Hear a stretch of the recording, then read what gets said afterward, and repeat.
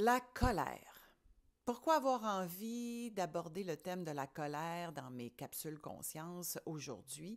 Entre autres parce qu'elle teinte beaucoup l'espace public, notamment dans les réseaux sociaux cet automne.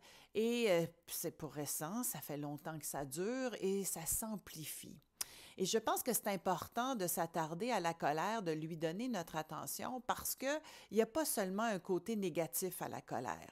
D'abord, c'est une émotion puissante et quand elle est dirigée vers le haut, je vous donne l'image d'un volcan.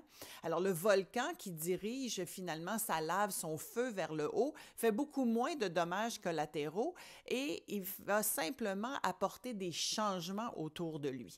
C'est le côté lumineux de la colère, c'est-à-dire que quand on prend le temps de vivre l'émotion et d'aller lui demander ce qu'elle a à nous dire, on va avoir un message. Souvent, ça cache de la tristesse, de l'impuissance, mais c'est aussi une énergie de feu puissante pour amorcer un changement.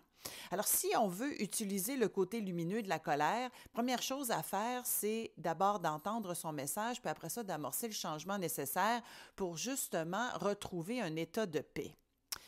Ce qui s'est passé dans les dernières semaines, et c'est très volontaire de ma part de ne pas avoir réagi, entre autres, à ce qui se passe aux États-Unis avec l'assassinat de Charlie Kirk, mais avec ce qui se passe partout dans le monde, qui finalement provoque une déferlante de commentaires, souvent plus colériques, agressifs que n'importe quoi d'autre, ça fait en sorte que ça nourrit des concentrations d'énergie, de colère, et au lieu de l'utiliser pour apporter des changements, bien, très souvent, ça va simplement ajouter de l'huile sur le feu. Et c'est ce qui s'est passé avec, entre autres, l'événement aux États-Unis, c'est ce qui se passe avec tout ce qu'on regarde finalement comme événement qui vient réveiller cette colère au lieu de prendre un pas de recul, d'aller finalement entendre le message, puis après ça, dire, OK, comment est-ce que je peux agir dans la justesse des choses plutôt que de réagir à chaud.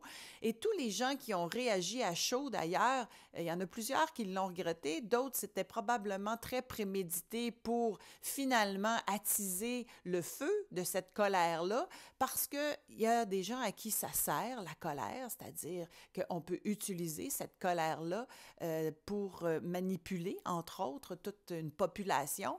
Alors, mon invitation aujourd'hui, c'est de prendre un pas de recul.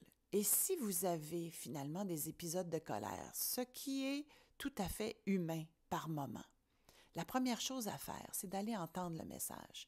Qu'est-ce qu'elle a à vous dire? Vous savez, moi, je me suis fait dire quand j'étais jeune que j'étais très réactive. C'est vrai, en plus, j'étais la reine de la réplique assassine. J'étais capable d'avoir l'esprit très vif, là, puis de finalement juste rajouter de l'huile sur le feu en réaction à quelque chose qui se passait quand je me sentais attaquée. J'ai appris à prendre ce pas de recul-là. J'ai appris à aller respirer dedans, à entendre le message de l'émotion, entre autres, si c'est de la colère ou de la tristesse ou de l'impatience ou peu importe l'émotion qui est là, et vraiment à utiliser cette émotion-là pour apporter le changement nécessaire. Imaginez un monde où est-ce qu'on prendrait le temps de prendre ce pas de recul-là, hein, où est-ce que les réseaux sociaux ne seraient pas dans l'instantanéité tout le temps de tous les événements pour permettre à chacun de déverser sa colère quelque part sur une tribune publique, et simplement de dire, OK, qu'est-ce qu'on fait avec ça? Comment on peut utiliser cette énergie-là pour apporter des changements et amener notre humanité à un autre niveau, un niveau de fraternité, un niveau d'équité?